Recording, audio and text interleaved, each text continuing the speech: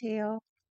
오늘은 학교 보건에서 제3장 학교 보건 사업 중에 첫 번째 보건 사업인 보건 교육을 같이 마이맵으로 정리해 보고자 합니다. 네, 그러면 학교 보건 사업의 첫 번째 사업인 보건 교육에 대한 내용을 마이맵을 통해서 같이 정리해 보도록 하겠습니다. 첫 번째 학교 보건 사업인 보건 교육을 마이맵을 통해서 함께 정리해 보겠습니다. 어, 그 마이맵을 통해서 정리하는 순서는 보건교육에 대한 개요의 내용과 그리고 보건교육을 위한 계획 과정, 그리고 강의식 보건 수업을 실시하는 과정과 그리고 교육 평가 순으로 정리를 해보겠습니다. 먼저 보시게 되는 보건교육의 개요에서는요, 세계보건기구에서 제시한 보건교육의 목표에 대한 걸 같이 먼저 보실 텐데, 보건교육에 대한 목표는 관리, 음, 열정 요렇게 쓰셔서 요걸 가지고 그 기억의 단서들을 가지고 좀 떠올려 보실 수 있을 텐데요. 관리라고 하면 보건 교육을 통해서 개개인에게 자기 건강 관리 능력을 갖도록 해주는 거예요. 그리고 이제 개인에서 더 나아가서 지역사회 주민들에게는 인식을 바꿔주는 거죠. 건강이라고 하는 것이 지역 발전을, 그러니까 지역 발전의 열쇠가 되도록 하는 거. 그래서 지역 발전의 열쇠, 키가 되도록 해주는 거고요.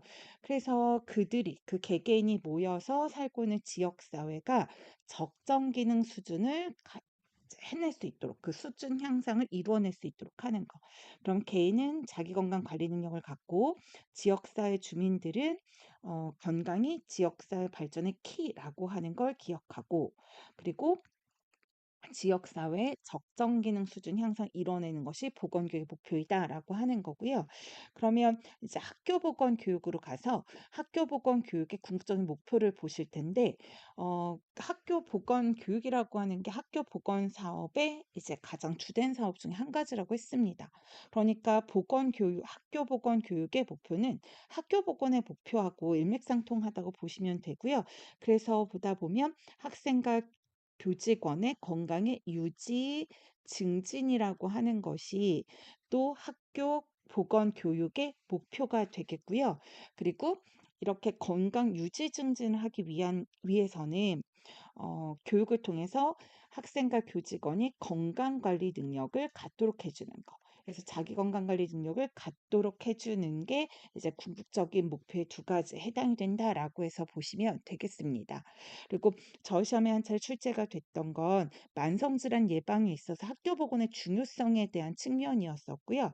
그래서 보시면 이 습행욕 해서 있는 것은 이제 학생 측면에서 생활 습관이 형성되는 시기이고, 그리고 이행기에 있는 거. 그래서 아동에서 성인으로 이행기 과정이 있는 거고요.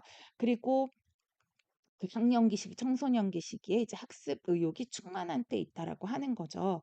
그래서 굉장히 효율적인 대상이 될 거고요. 그리고 학교 측면에서 보면은 이제 학생들 한 장소에 모여 있다라고 하는 거고. 그리고 그 영향, 지역사회 영향으로 보자고 하면 지역사회 전체 주민 중에서 20%, 25%를 차지하는 굉장히 큰 범위이고요. 그리고 파급 효과가 크다라고 하는 부분입니다.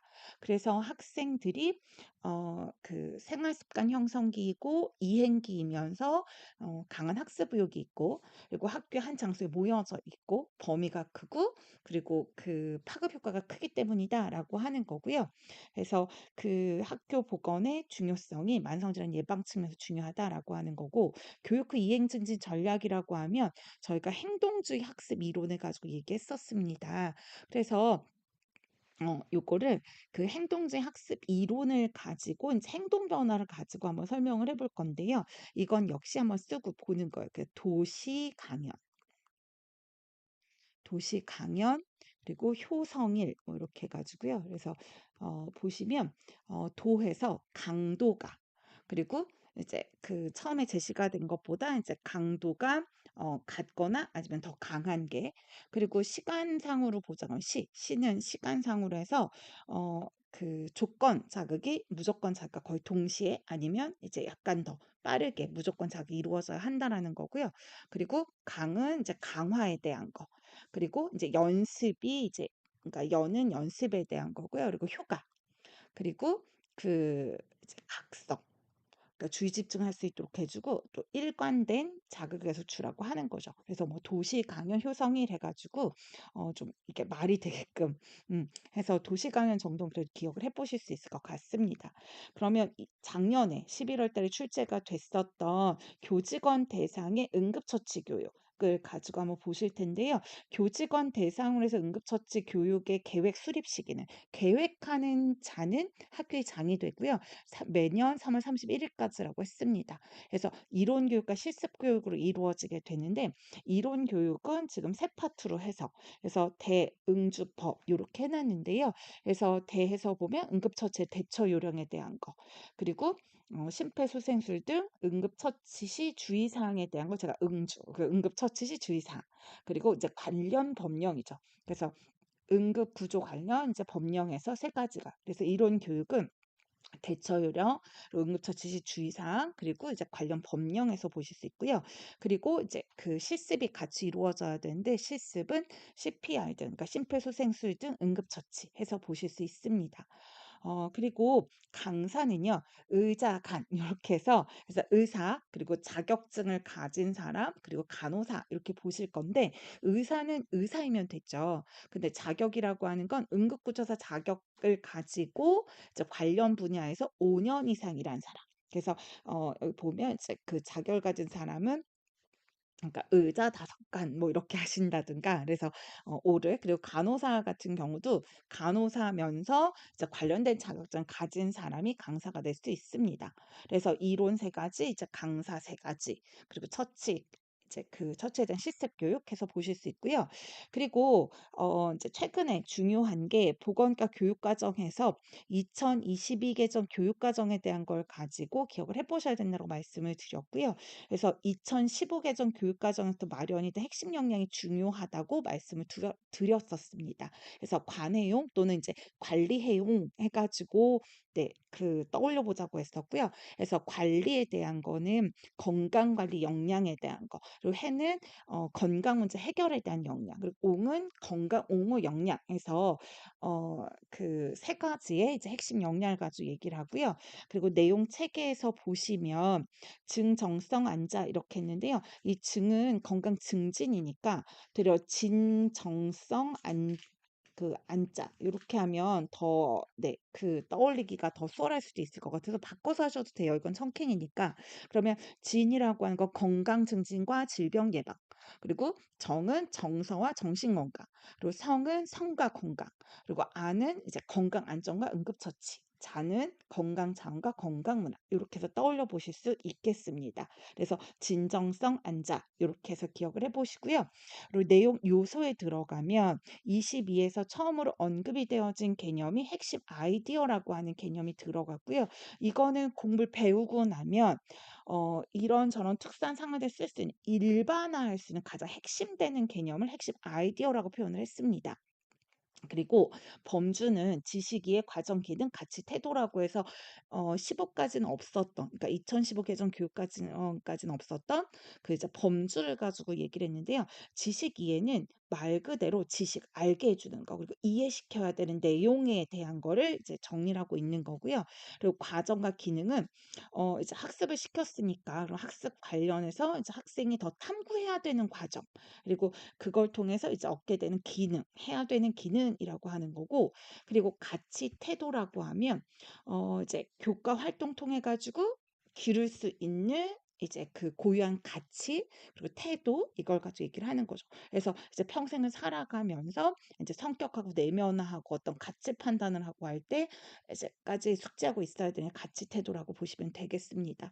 그래서 2020 과정을 보셨 2022 개정 교육과정 같은 경우는 그 전에 2015 그 교육과정이 그 두 번이나 언급이 됐었기 때문에 좀 중요하게 보셔야 되는 내용이죠. 그러면 저희가 보건교육에 대한 개요를 보셨고요. 이제 보건교육 계획을 보실 거예요.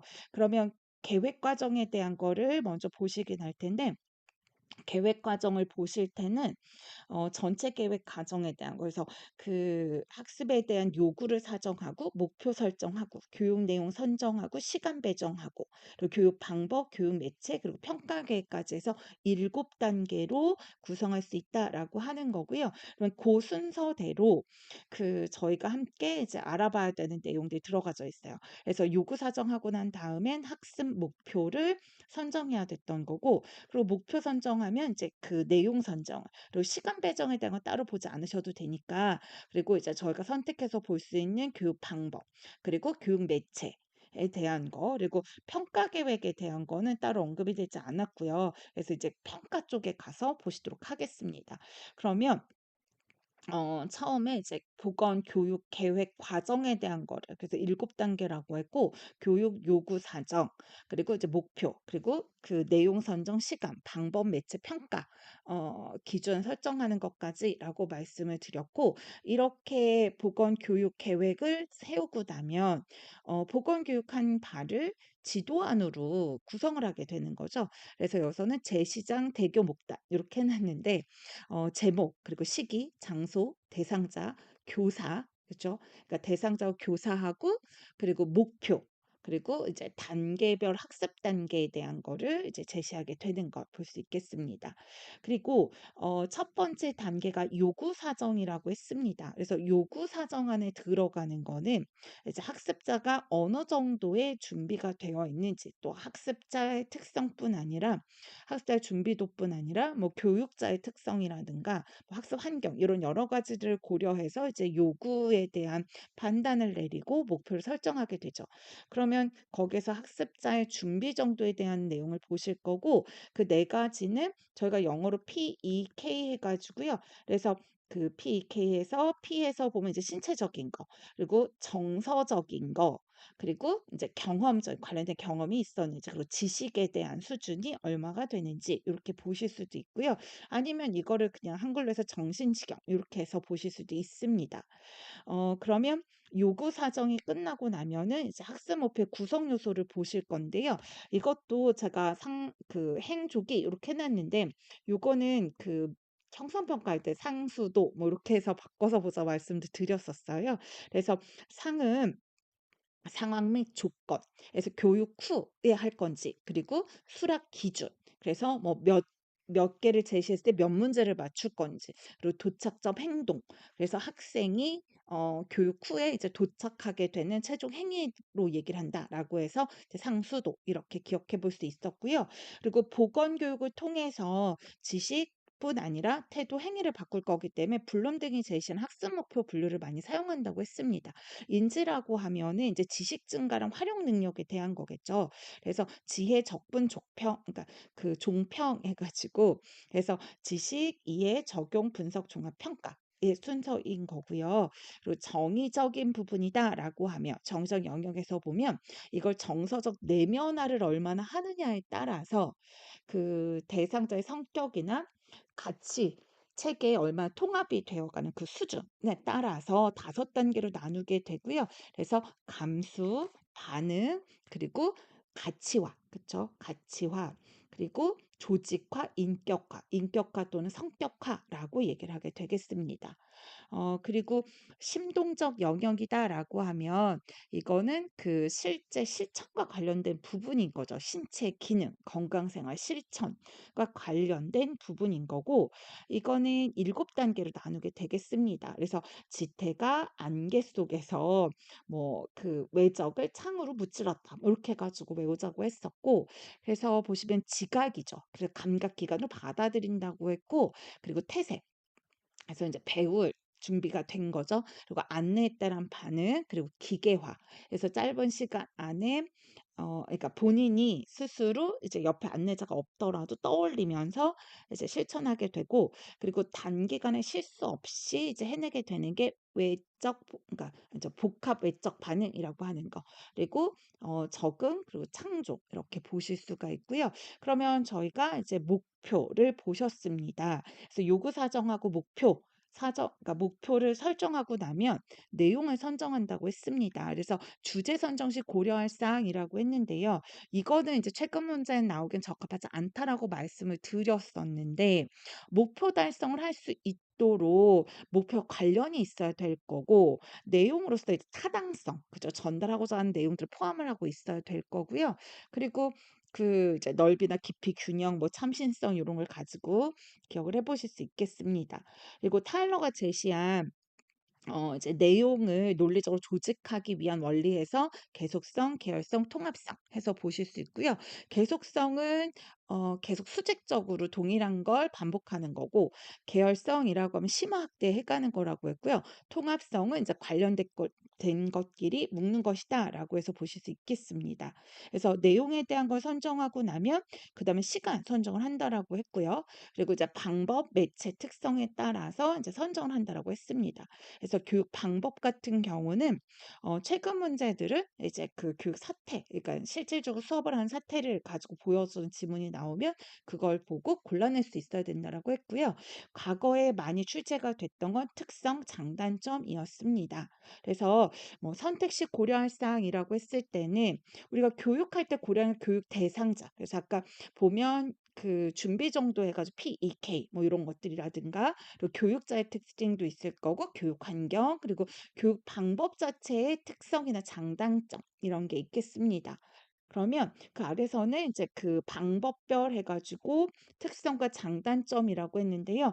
요거는 구체적인 사례를 줬을 때 이게 강인지, 이게 면담인지, 아니면 뭐 토인지, 뭐 이런 것들을 가지고 알아볼 수 있다라고 하는 거고, 그래서 그와 관련된 내용들은 좀 정리를 해보시면 될 것 같고요. 토의에서 보시면 요건 좀 비교해서 기억을 해보실 수 있겠다고 했습니다. 5명에서 15명이 그냥 하나의 원탁에 앉아 있는 게 집단 토의라고 했고요. 분단 토의라고 하면 이제 3, 40명 정도를 그래서 한 조에 6명에서 8명 정도로 소집단으로 나누어서 이제 그 토론을 하고 전체 집단을 모여와서 다시 토론하는 거라고 했고요. 심포지엄 패널 토의에서 보시면 두 가지가 다 뭐 그 전문가를 초빙해야 된다는 부담감이 있습니다. 근데 심포지엄은 청중도 전문가, 사회자도 전문가, 그리고 발표자도 전문가인 거죠. 그래서 단상이나 뭐 이렇게 발표를 하고, 그리고 이제 그 전문가인 청주가 공개 토론하는 형식이라고 했고요. 패널 토의 같은 경우는 100분 토론을 기억하자고 말씀드렸었습니다. 그래서 양쪽으로 전문가가 앉아서 서로 각기 다른 의견을 각각 얘기를 하고, 그리고 이제 그 공개 토론하고 일반인인 청중이 좀 수준 높은 토론을 경험하게 된다라고 하는 거였고요. 그리고 세미나에서 보시면 이건 집회 형태로 해서 좀 더 전문가들만 모이는데 소집단으로 모여서 뭐 과학적 분석, 문제 해결을 위한 집회라고 말씀드렸었습니다. 그리고 역할극 시뮬레이션 시범에서 보면 이거는 즉각적으로 그 실제 활용 가능한 기술 습득과 관련된 내용인 거고요. 그게 가장 이제 주된 그 장점이자 목표가 되는 거고, 그리고 컴퓨터 기반에서 보시면 CAI와 웹 기반에서 저희 지금 언급된 걸 볼 수 있는데요. CAI는 이미 프로그램화 되어 있는 거였습니다. 그래서 저희 시험에 나올 때 교수학습 측면이었어요. 그러니까 수업을 진행하는 거. 교수학습이라고 하는 건 이제 수업을 진행하는 과정을 떠올리시면 되고 수업 진행할 때 어떤 장점이 있지라고 하면 즉각적인 피드백도 줄 수 있었고 그리고 이미 그 수준에 따라서 개별화 접근이 가능했었던 거고 그리고 다양한 이제 그 이제 어 장면이나 그 다양한 응답, 뭐 다양한 강화 뭐 이런 것들이 이루어진다고 하는 거죠. 웹 기반이라고 하면은 이제 웹, 인터넷을 활용하는 거라고 했고요. 그래서 그 이제 먼 곳에 있는 시공간을 그 초월해서 뭐 정보 교환 같은 걸 할 수 있고 그 안에서 창의력을 형성하고 자율성 보장 뭐 이런 측면에서 장점이라고 볼 수 있겠습니다. 그리고 직소가 저희 시험에 나왔었고 그래서 협동학습에 대한 거. 그래서 협동학습을 하게 되면 아마 내가 이제 친구를 가르치게 되니까 책임감도 향상하게 될 거고요. 좀 더 적극적으로 참여하게 될 거예요. 그리고 이제 배려하는 태도도 생겨지게 되고요.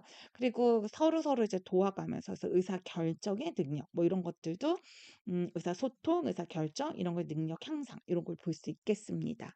그리고 또래 교육이다라고 해서 보시면 이거는 또래 간이니까 선생님보다는 훨씬 더 이제 서로 간에 접잖아요. 학교에 이런 것도 많을 거고 뭐 즉각적으로 피드백도 받아볼 수 있고 그리고 친구를 가르치고 하면서 이제 효능감도 높아지게 된다라는 게 있겠습니다. 그리고 그 PBL과 프로젝트법 같은 경우는 학습자 중심이고 교실을 벗어나서 이제 그 학생 주도로 의사결정을 하고 관찰 능력이 향상되고라고 하는 게 큰 장점일 수 있겠습니다. 그리고 매체에 대한 건 구체적인 내용이 나오진 않았었고요. 선정식 고려할 사항이라고 해서 보면은 선정식 고려할 사항은 이게 이제 최신의 건지 아니면 교육 내용을 전달하기에 적절한지 그리고 좀 과학적 근거를 가지고 있는 건지 뭐 이런 것들을 고려할 수 있고요. 그 사용 효과라고 하면 언어로 표현하는 것보다는 시각이나 영상으로 보여주게 되면은 효율성, 경제적인 측면에서 이제 훨씬 더 그 효율성이 있을 거고요. 흥미 유발도 가능한 거고 그리고 경험을 넓혀주는 것도 있을 거예요. 그리고 올바른 개념을 형성하도록 하는 거 이런 것들이 이제 사업의 효과일 그러니까 사용의 효과일 수 있겠습니다. 그러면 저희가 그 계획 과정에 대한 걸 보셨고요. 그러면 이런 계획 과정, 지금 계획 과정에서는 요구 사정하고 목표 설정하고 내용 선정하고 시간 배정하고 방법 그리고 매체 선정하고 평가 계획 설정까지 7단계로 구성이 된다라고 했습니다. 그리고 나면 이제 교육을 실시할 텐데요. 교육 실시에 대한 거는 다양한 교육 방법을 써서 다양하겠지만 저희 시험에 언급됐던 건 이제 강의식 교육 방법이었습니다. 그래서 도입 전개 정리해서 교수 학습 활동 그래서 제가 수업 활동 진행을 떠올리시면 된다라고 했고요. 그러면 도입 단계에는 선동 목표라고 해서 선수 학습을 연계해주고 동기 유발하고 목표 제시해주는 거. 그리고 전개라고 하면 여기에서는 그 참자대관 이렇게 해서요. 그러니까 참여 유도하고 그리고 다양한 자료나 다양한 방법들 뭐 매체들 활용하고요. 그리고 그 내용을 그러니까 내는 내용 제시해 주고 그리고 관해서 보시면 이제 관리하는 거 시간과 자원 관리의 내용입니다. 그리고 정리 내용에 가서 보시면요. 평가하고 전체적인 거 평가도 하고 요약도 해주고 연습도 해주고 그리고 차시고도 해주고 필요하면 보충 자료 제시해 준다라고 해서 도입 단계에서는 세 가지가 그래서 세 가지가 그리고 전개 단계에서는 네 가지가 그리고 평가 단계에서는 이제 다 그러니까 정리 단계에서는 이제 다섯 가지의 평가 요약 연습 그 그리고 그러니까 연습하게 해주고 차시고 해주고 그리고 그 보충 자료를 제시해 줄 수 있고요. 그러면 도입 단계에서 이제 학습 동기 전략이었습니다. 나왔습니다. 그래서 내적 동기 유발법과 외적 동기 유발법이었고요. 내적 동기 유발법이라고 하면 즉각적 피드백 주고 그리고 자신감, 성취감도 갖게 해주고 뭐 호기심 뭐 이런 것들 그 흥미를 느끼게 해주고 하는 것들이 이제 내적 동기 유발법이고요. 외적 동기 유발법은 칭찬과 벌 이런 것들을 활용하는 것이 되겠습니다. 그러면 이제 수업을 실시하고 평가 내용으로 가서 보실 건데요. 저희 보건교육 같은 경우는 태도를 바꿔주고 그리고 궁극적으로는 실천을 하기 위해서 생활 습관을 바람직한 생활 습관을 갖도록 해주는 거였습니다. 그러다 보니 행동을 관찰해야 되는 경우들이 많은 거죠. 행위를 평가해야 되는 경우. 그래서 많이 활용되는 방법에서 보면 체크리스트, 행동 목록표가 있고요.